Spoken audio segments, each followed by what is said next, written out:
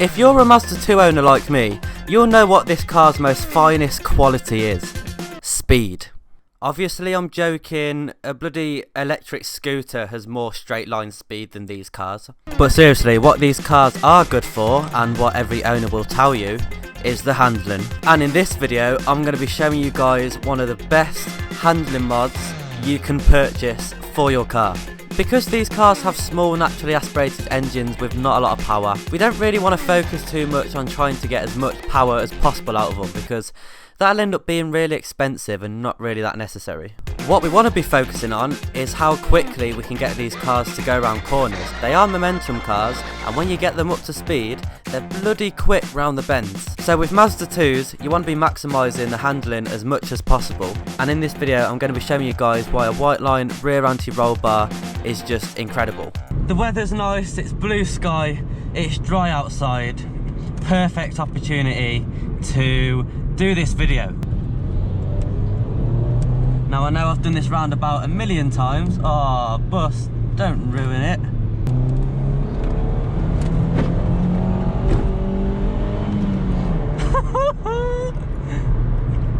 So the purpose of this video is to show you guys the difference that an anti-roll bar, specifically the Whiteline rear anti-roll bar, has made to this car. Before we carry on, I do just want to give a big thank you to Neil for supplying me with the anti-roll bar. The difference that it's made is just ridiculous, and we are going to go into it right now. So before I got the anti-roll bar fitted, I did think that it was going to be placebo, or I wasn't going to notice anything. I wasn't really sure how this rear anti-roll bar could make such a positive impact into the car's handling, but it really has. So you're probably wondering right now, what has it actually done to improve the car? Well, understeer is massively reduced. Understeer is almost feels non-existent. You have to chase understeer. That's how much it has reduced understeer. Literally, sometimes I'm trying to find it, because I will be pushing the car, but I'll be trying to find the understeer, because it just, yeah, it's reduced it massively. So like here, look at that, planted. Absolutely planted. That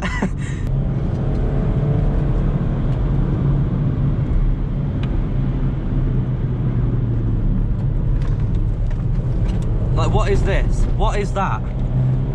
What? Where's the understeer? Like, what is this? What is it? What is this car doing? Like, what is that? Ah! I'm telling you, this anti-roll bar is different. I'm telling you now, if you've not got this anti-roll bar on your Mazda 2, I don't know what you're playing at. What you need to do is you need to go to the link in the description and purchase one, and use my discount code JoeyRacing10 for 10% off. And honestly, you will bloody love this anti-roll bar. Oversteer is pretty much controlled now. I would say it's now got controlled oversteer, so you can feel the back end actually doing something. You can feel it coming round, but because the way that the anti-roll bar works, it sort of does the correction for me. And yeah, it's mad. Yeah, basically you can feel the back end coming round and not feeling like it's twitching out. It just feels like, essentially what the bar has done is it's made the rear and the front basically work with each other now. So not only has the bar obviously connected the two rear springs and allowed them to work with each other, it's also allowed the front and the rear to sort of they've almost like communicating with each other.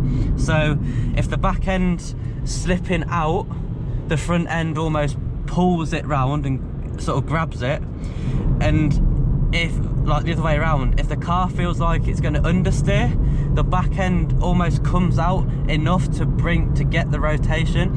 It's really weird. It almost sounds like that isn't the case. It just sounds like I'm chatting shit, but genuinely it's crazy what it's actually done for the car. Look, what is that? It just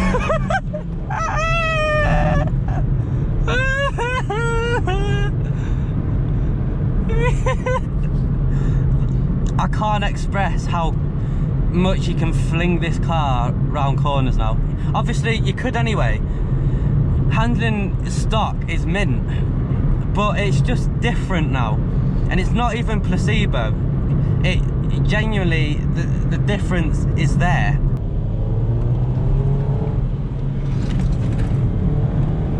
Look at that.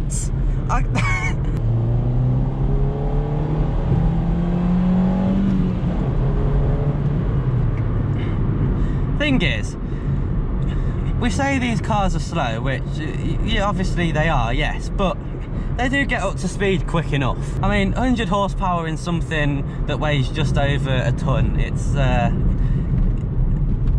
it's enough to get the car moving, that's for sure. Right, I'm gonna be flat round this whole thing. I'm gonna be completely flat round here. So when we can go, yeah, let's go now. Flat.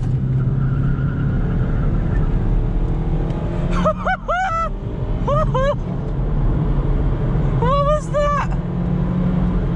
What was that? What was that? Oh, the car. Oh, it just grips. These Yokohama tyres, along with that rear anti-roll bar, it's just oh my god. You do have to push the car a little bit to notice the difference. If you're just cruising around corners, you're not really going to notice it working or doing anything, but when you actually give it some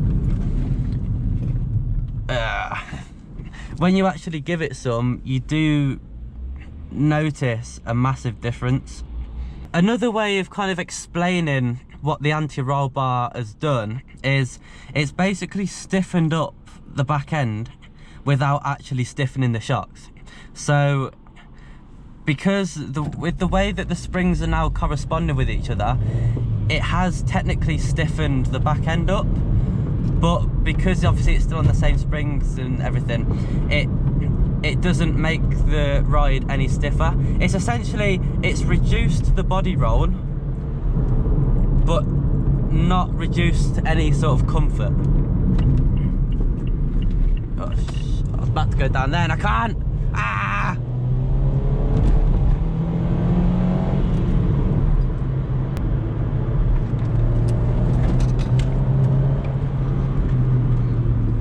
But yeah, so I think that is actually going to conclude the video. It was a bit of a shorter one. I'm going to keep it a little bit shorter purely because it's still, I wanted to come out when it was light and sunny, but obviously because of the time of day it's still quite busy at the moment.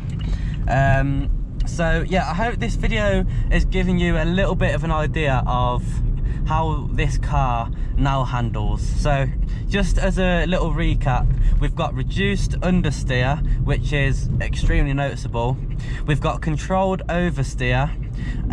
The rear and the front are now working with each other, so it does almost feel like if there's going to be understeer, the rear starts to rotate a little bit more just to obviously get the back round to obviously stop understeer.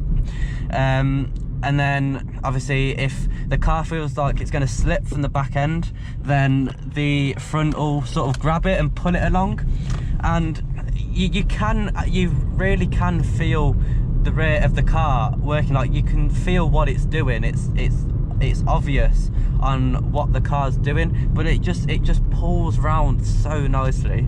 It's brilliant. But yeah, once again, if you do want to purchase one of these Whiteline rear anti-roll bars for your Mazda 2, which I really recommend you do, honestly, I can't stress it enough. If you want your car to handle even better, then you want to get yourself one of these anti-roll bars, because you will have the best time of your life round the lanes.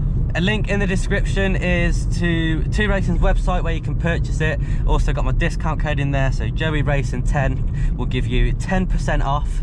If you do decide to purchase one, then let me know on Instagram, send me a DM, show me a picture, let me know that you use my discount code.